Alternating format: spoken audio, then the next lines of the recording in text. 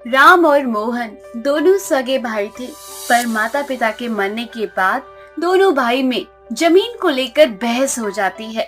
मोहन, मैं बड़ा भाई हूँ और हमेशा से मैंने ही माँ और पापा की देखभाल करी थी।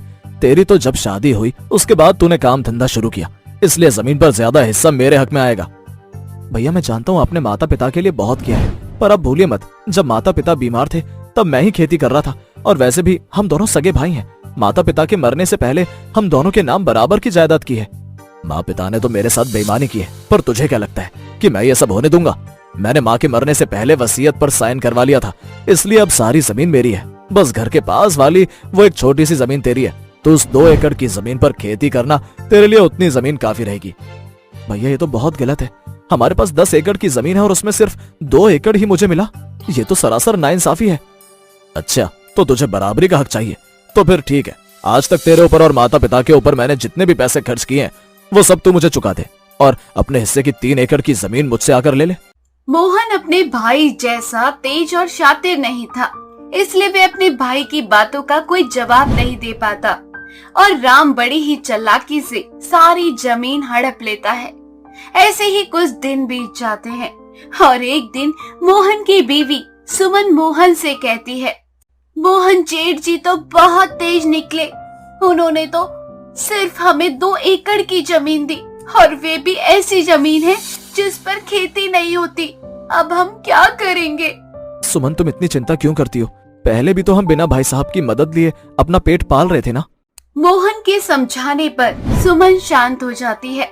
अगले दिन मोहन कड़ी मेहनत करने के लिए खेत में चला जाता है, और खेत में जाकर हल चलाता है। धूप काफी तेज थी। मोहन बहुत ज्यादा थक जाता है, पर पड़ती है। पेड़ के पत्ते चमक रहे थे। यह देखकर मोहन को बड़ा ही अजीब लगता है। अब तो शाम होने को है, धूप भी खत्म हो चुकी है, फिर आज पेड़ के पत्ते इतना चमक क्यों रहे? जरा देखता हूँ। मोहन खड़ा होकर पेड़ का एक पत्ता तोड़ देता है।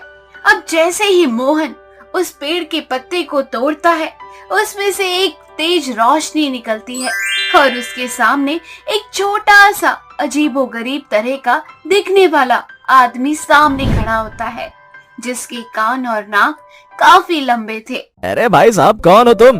तुमने मुझे क्यों बुलाया? भाई साहब, तुम कौन हो? और मैंने तुम्हें नहीं बुलाया। और तुम इतने छोटे क्यों हो? क्या तुम दूसरी दुनिया से आए हो? सही कहा, मैं तो दूसरी दुनिया से इस दुनिया में घूमने आया था। बहुत ज्यादा थक गया था, इसलिए उस पत्ते पर जाकर आराम करने लगा, पर तुमने मुझे उठा दिया। अब तुमने मुझे उठाया है तो मुझसे जो चाहे मांग सकते हो। अब जब तक मैं तुम्हारी इच्छा पूरी नहीं करूंगा मैं यहाँ से जा नहीं पाऊंगा। पर मैं तुमसे क्या मांगू? मेरी तो कोई इच्छा नहीं है। चलो, आखिर तुमने अपनी विश मुझे बता ही दी। तुम्हारी यही इच्छा है कि तुम्हें कुछ नहीं मांगना। अब मैं शाम को अपने घर जा पाऊंगा, पर उससे पहले कुछ खाने को मिल जाता तो अच्छा रहता। मोहन उस बूढ़े आदमी की बात सुनकर जोर जोर से हंसने लगता है, और उस आदमी को अपने साथ अपने घर ले जाता है।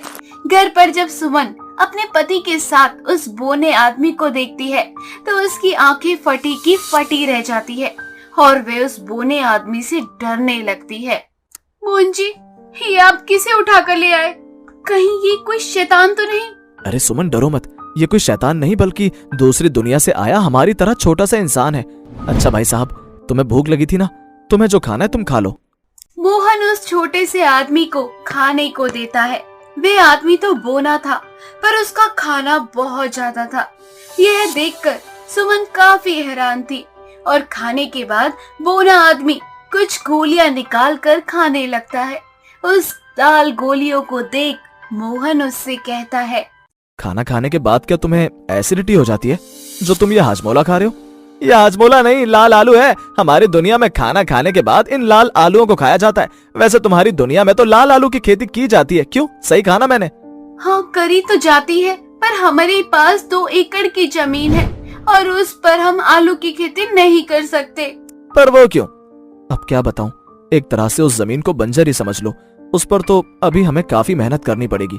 अगर ऐसी बात है तो ये लाल आलू तुम रख लो और इसे अपने खेतों में डाल देना। ऐसा करने से तुम्हारे खेत में हमेशा आलू की पैदावार होती रहेगी। तुम्हें कभी भी खेती करने की जरूरत नहीं पड़ेगी। बाकी तो तुम जानते हो कैसे अमीर बनना है, इन जादुई आलू की मदद से। बोना आदमी वो लाल गोलियां मोहन को देकर चला जाता है। मोहन और सुमन को उस बोने आदमी की बात पर विश्वास नहीं होता, पर फिर भी मोहन लाल गोलियों को खेत में डाल आता है और अगली सुबह जब अपनी बीवी के साथ खेत पर जाता है तो वह देखता है कि सच में उसके खेत में लाल आलू की खेती हो रखी है। मोहन जी, उस बोने आदमी ने बिल्कुल सही कहा, हमारी खेती कितनी अच्छी हुई है। जहाँ इस साल सबकी खेती बर्बाद हुई, वहाँ हमारी खेती आबाद हुई। अब हमें इस आलू को जल्दी से जल्दी बेचना चाहिए ताकि हम इस साल के लिए पैसे जोड़ सके। जादुई आलू को देखकर सुमन और मोहन की खुशी दो गुनी हो जाती है। वो दोनों सारे आलू लेकर मार्केट में बेच देते हैं। अब अगली सुबह एक बार फिर जब मोहन सुमन के साथ अपने खेत पर आता है तो वह देखता है कि आज भी उसके खेत में अच्छी खासी आलू की खेती हो रखी है। सुमन, वो बौना आदमी हमारे लिए एक फरिश्ता निकला। उसने बिना कुछ मांगे ही मेरी इच्छा पूरी कर दी। अब ये जीवन भर लाल आलू की खेती हमारे खेत में रहेगी और इससे हम अपना जीवन यापन करेंगे। सही कहा आपने। अब हमें किसी की मदद की जरूरत नहीं है और ना ही किसी के एहसान की। हाँ सुमन, अब हम कभी भी बड़े भाई से मदद नहीं मांगेंगे। वैसे भी हर बार वो हमें धोखा ही देते हैं। अब हम अपनी 2 एकड़ की जमीन पर ही अपने लाल जादुई आलू की मदद से अपना घर चलाएंगे और सबको दिखा देंगे कि मेहनत करने वालों की कभी हार नहीं होती। जादुई लाल आलू की खेती की मदद से अब मोहन को भी खेती करने की जरूरत नहीं पड़ती और हमेशा उनके खेत में आलू की खेती अपने आप ही होती है, जिससे मोहन अपने घर का गुजारा काफी अच्छे से चलाता है और समय के साथ अमीर हो जाता है। रिमा रसोई में बर्तन धो रही थी तो वहीं उसकी देवरानी नैना हर वक्त काम चोरी किया करती। नैना घर के काम से बचने के लिए तेल लेकर अपनी सास के बालों में टीवी देखते देखते चंपी करने लगती है, तो वहीं बेचारी रिद्धिमा अकेले ही घर का काम किया करती। हमारी तो जिंदगी खराब हो गई इस घर में जब से हम शादी करके आए हैं। अरे सारा घर का काम अकेले हमें ही करने पड़ता है। ऊपर से हमारी ये जो देवरानी है, ये तो काम चोरी करने का भी एक मौका नहीं छोड़ती। ऊपर से दोनों सास बहू मिलकर टीवी देखती रहती हैं और हमारा समय आता है टीवी देखने का, तब ये लोग टीवी ही बंद कर देते हैं। तब इन लोगों को बिजली का बिल याद आने लगता है। जिंदगी तो बर्बाद हो गई हमारी। कभी कभी तो मन करता है कि हमारी पति जब शाम को घर आए तो बेलन से उनकी खोपड़ी ही तोड़ दे। रिद्धिमा बड़बड़ा रही थी। इसी बीच उसकी सास रिद्धिमा से बोलती है, अरे रिद्धिमा बहू, जरा मेरे और नैना के लिए चाय बना दे। टीवी देखते देखते थोड़ा आराम करने का मन कर रहा है, इसीलिए थोड़ी चाय बना दे। हाँ, बेचारी रिद्धिमा बिना कुछ कहे चाय बनाकर अपनी सास और देवरानी के लिए ले जाती है। तभी टीवी में रिद्धिमा का फेवरेट गाना आता है। वो गाना देखकर रिद्धिमा टीवी को ही देखने लगती है। तभी उसकी देवरानी नैना अपनी जेठानी को ताना मारते हुए उससे कहती है, अरे दीदी, अब टीवी को टकाटक देखती रहोगी क्या? ये मत भूलो कि ये टीवी मैं लेकर आई थी दहेज में, इसीलिए इस टीवी पे ज्यादा अधिकार मेरा है। और हाँ, जाकर काम करो अपना। हाँ हाँ, हम तो नौकर हैं ही इस घर में। सारा दिन घर का काम करते रहते हैं हम। आधे घंटे बाद हमारा टीवी सीरियल आने वाला है। अगर उस समय आप दोनों में से किसी ने भी हमें टीवी देखने नहीं दिया ना तो देख लेना, हम घर का कोई काम नहीं करेंगे। उसके बाद आप दोनों अपने अपने खाने का इंतजाम खुद कर लेना। अगर ये टीवी आप दहेज में लेकर आई हैं, तो हम भी कोई फ्री की नौकरानी नहीं है। इस घर में अगर आप हमें टीवी देखने देंगे तो ही हम घर का काम करेंगे, वरना आप अपना काम देख लीजिए। इतना बोलकर रिद्धिमा वहाँ से चली जाती है। तभी नैना अपनी सास के कान भरते हुए उससे बोलती है, देख लिया माँ जी आपने, आपकी बड़ी बहू ने इतना बड़ा ताना देकर चली गई हमें। आप तो कुछ बोलती नहीं है, आपके सामने हमारी इतनी बड़ी बेइज्जती हो गई। अरे तू ये सब छोड़, टीवी में देख, अक्षय कुमार और जूही चावला के सुहाग रात का गाना आएगा। जब तक रहेगा समोसे में आलू, चिपकी रहेगी तुमसे ये शालू। इस बुढ़िया को सुहाग रात का सीन देखना है। अरे असली फिल्म तो हमारे घर में चलती रहती है, लेकिन फिर भी इस बुढ़िया को बुढ़ापे में रोमांटिक होना है। ऐसे ही थोड़ी देर बाद रिद्धिमा अपना काम खत्म करके टीवी देखने के लिए आती है, लेकिन टीवी का रिमोट ना सास उसे देती है ना उसकी देवरानी, और इससे रिद्धिमा को बहुत गुस्सा आता है और वो अपने कमरे में जाकर बैठ जाती है और घर का सारा काम छोड़ देती है। इसके बाद घर के सभी लोग परेशान हो जाते हैं। तभी मनोज अपनी पत्नी रिद्धिमा से बोलता है, क्या बात है रिद्धिमा, तुम्हारी बहुत शिकायतें आ रही हैं आजकल। घर में सब ठीक तो है ना? अगर कोई परेशानी है तो मुझे अपनी बात बताओ, मैं जरूर तुम्हारी मदद करूंगा। हमारी दिक्कत परेशानी किसी को दिखाई नहीं देती। अरे हम कम पढ़े लिखे हैं, हमारे माँ बाप ने शादी में कोई दहेज नहीं दिया, इसीलिए तो हम इतना सुनते हैं। अगर आज हमारे माँ बाप ने या फिर आपने हमें एक टीवी खरीद के दिया होता तो हमें ना अपनी देवरानी की इतनी नहीं सुननी पड़ती। घर का सारा काम करते हैं, उसके बाद आधा घंटा टीवी देखने के लिए आ जाए ना तो माँ जी हमें टीवी देखने नहीं देती और ना ही देवरानी। सारा समय तो हमारा रसोई में निकल जाता है, खुद को हम कब टाइम देंगे। हाँ अच्छा, तो दिक्कत टीवी की है। चलो तुम बिल्कुल भी टेंशन मत लो, मैं तुम्हारे लिए कल ही टीवी रसोई में लगवा देता हूँ। वो तुम्हारा पर्सनल टीवी रहेगा। अब तुम्हारा जब दिल करे तुम तब टीवी देखना, जब दिल करे तब तुम आराम कर लेना।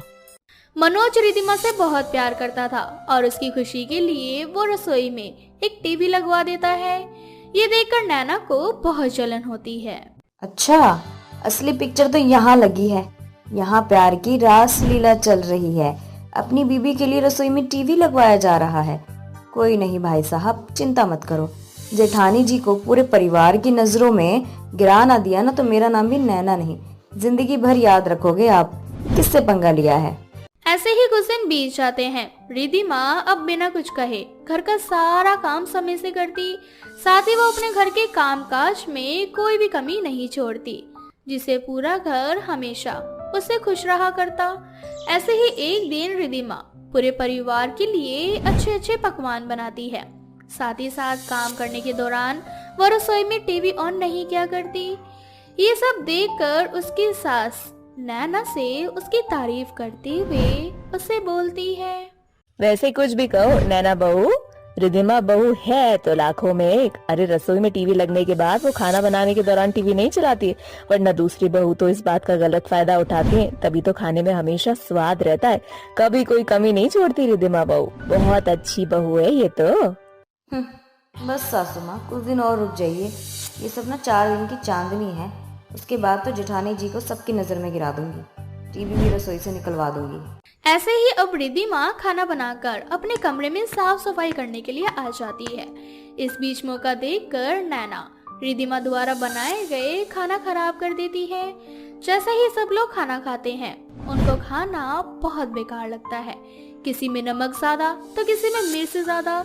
ये सब देखकर उसकी सास रिद्धिमा से बोलती है, अरे ये सब क्या है रिद्धिमा बहू, कुछ दिन तो तूने अपने अच्छे काम से हम सबका दिल जीत लिया, अब अचानक से क्या हो गया? जब से टीवी लगा है रसोई में तब से तेरा काम में मन नहीं लग रहा है?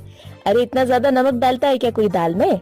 माफ कीजिएगा माँ जी, लगता है हमसे ज्यादा नमक डल गया, बाकी आगे से हम ध्यान रखेंगे इस चीज का।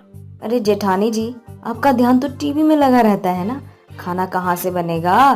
टीवी देखते देखते आप खाना बनाती हैं, गड़बड़ तो होगी ना। देवरानी जी, अगर हमारे मामले में ना ही बोले ना तो आपके लिए बेहतर होगा, क्योंकि आप खुद तो घर का कोई काम करती है नहीं। उसके बाद आपको किसने आज ये अधिकार दे दिया कि हमारे मामले में बोलेंगे? माँ जी है हमें अच्छे बुरा बोलने के लिए, आपको कोई जरूरत नहीं है बीच में घुसने की। हाँ नैना बहू, तू छोटी है, छोटी बनकर है, बड़ी बनने के लिए किसी ने नहीं कहा है। और ये बात बिल्कुल सही है, सारा दिन तो तू टीवी देखती है, कम से कम ये नहीं कि रिद्धिमा बहू की थोड़ी सी मदद कर दे। दोनों ओर से नैना को फटकार लग जाती है। नैना का मुंह बन जाता है और वो अपने कमरे में आ जाती है। नैना अब मन ही मन अपनी जेठानी रिद्धिमा से नफरत करने लगती है। उसे जेठ और जेठानी का प्यार देखकर अच्छा नहीं लग रहा था। वो किसी भी तरह से रसोई से टीवी निकलवाना चाहती थी। ऐसे ही अब जब भी रिद्धिमा खाना बनाकर बाहर आती, ना उसे खाने को पूरी तरह से बिगाड़ दिया करती। धीरे धीरे मनोज और रिद्धिमा के बीच आए दिन लड़ाई हुआ करती। ऐसे ही एक दिन नैना फिर से रसोई में जाकर खाना बिगाड़ रही थी। इसी बीच उसकी सास आ जाती है और वो नैना की इस हरकत को देख लेती है। तभी उसकी सास गुस्सा करते हुए नैना से बोलती है, अच्छा तो वो तू है जिस वजह से मेरे घर में शांति भंग हो गई। तूने ही आग लगाई है ना मेरे बेटे और बहू के बीच। तेरी वजह से ही आज मेरी बड़ी बहू और मेरे बेटे में लड़ाई हो रही है। अरे शर्म आती है मुझे तुझे अपनी बहू कहते हुए।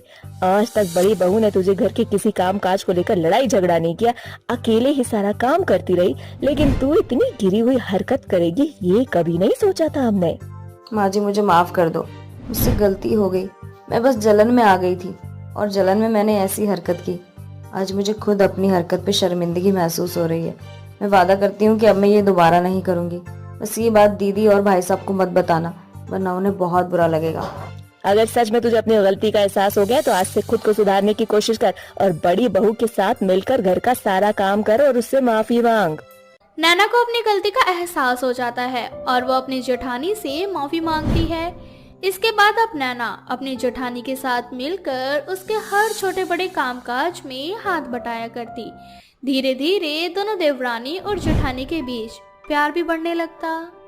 शिल्पा शर्मा निवास की नई बहू थी। उसे ससुराल में आए 2 दिन भी नहीं हुए थे कि वो अपने पति विकास से बोलती है। वैसे मेरे सास ससुर तो है नहीं, फिर ये पूरा घर किसके नाम है? अरे माँ बाबूजी के जाने के बाद भैया भाभी ने ही मुझे एक बेटे के जैसे प्यार दिया। खुद अनपढ़ हैं लेकिन मुझे बहुत अच्छी शिक्षा दी। ये पूरी प्रॉपर्टी उनके ही नाम है। जब मैं बहुत छोटा था तभी मेरे माँ बाबूजी चले गए थे। तब से लेकर अब तक भैया भाभी ने मुझे कभी किसी चीज की कोई कमी महसूस नहीं होने दी। मैं तो ये सोचता हूँ कि उनका ये एहसान मैं कभी चुका भी पाऊंगा कि नहीं। तुम्हारा क्या हिस्सा है इस घर में? अरे मुझे क्या हिस्सा चाहिए?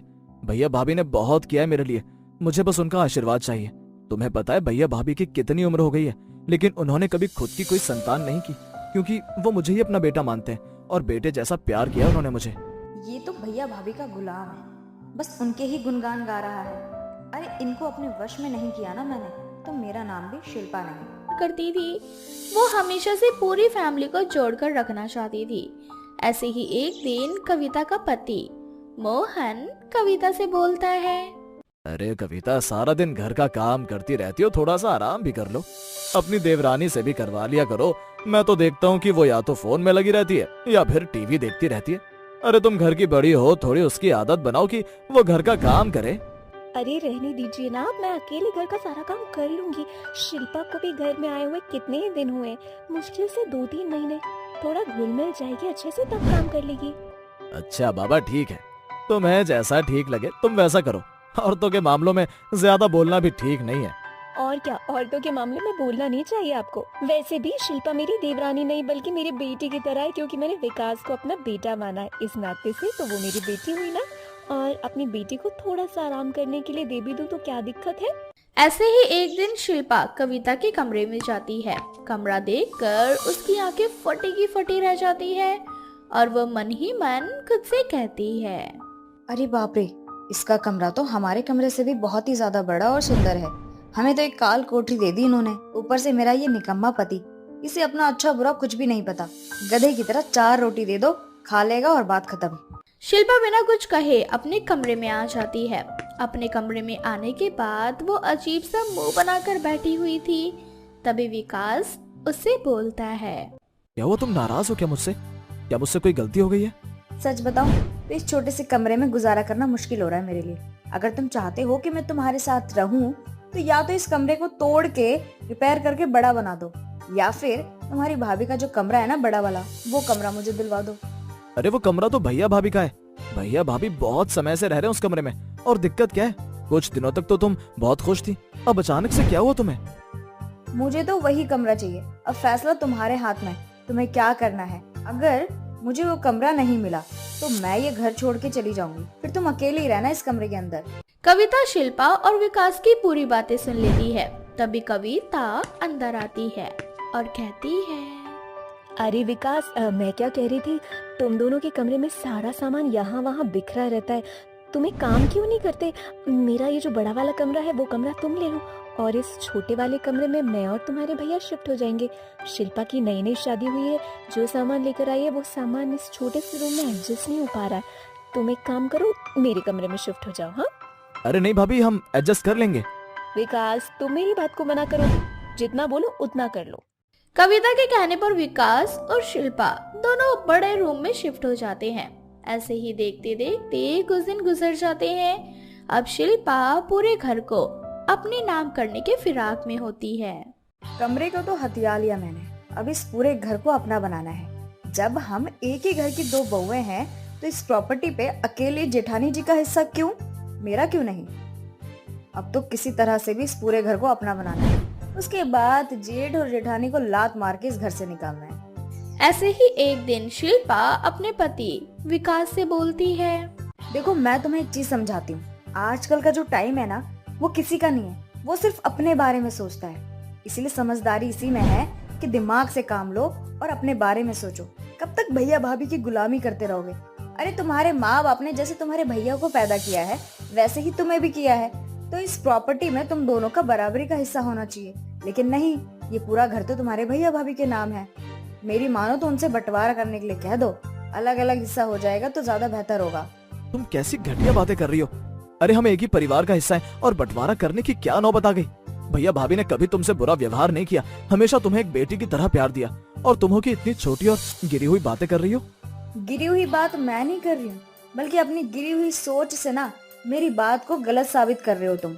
और वैसे भी मेरा भी तो फ्यूचर है ना आगे जाके। अरे कल को मेरे बच्चे होंगे तो मैं उनको क्या बोलूंगी कि बेटा तुम्हारे बाप ने दिन भर भैया भाभी की गुलामी की और हमारे पास खुद की कोई प्रॉपर्टी नहीं है, क्योंकि तुम्हारे पापा एक गुलाम है और हम एक गुलामी वाली जिंदगी जी रहे हैं।